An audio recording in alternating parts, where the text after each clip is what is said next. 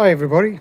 I know you'll be sick of hearing about my top box, but I did say I'd do an update on how it's progressing with regard to its paint. So just a quick update about it.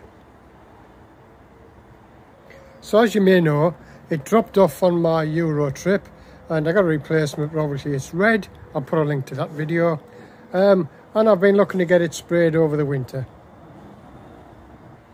So the guy that I normally use for spraying, if I've had damage to cars and such like, it's actually hurt his back and he's actually off at the moment, so I couldn't use him. It looks like he's going to be off for a while.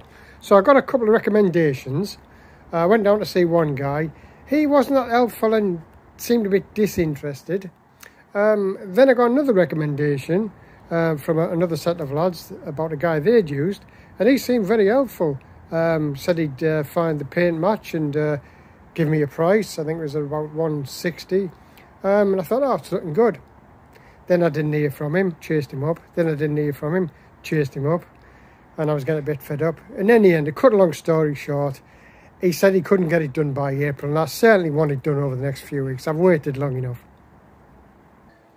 So I got in touch with a company called Iris Paints, and I've got a kit for it. So there's the base paint, there's the Tahitian blue, there's the lacquer, and obviously a bit of panel wipe and some tack cloths.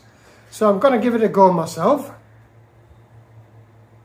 It's obviously quite expensive, the paint, so I can't practice too much, but I've been having to go on this old number plate, the back, and I'm getting there with it.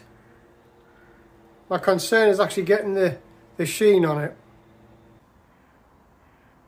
So I certainly don't have the confidence to do the spraying on camera, but I'm going to have a go and I'll let you know what the results are.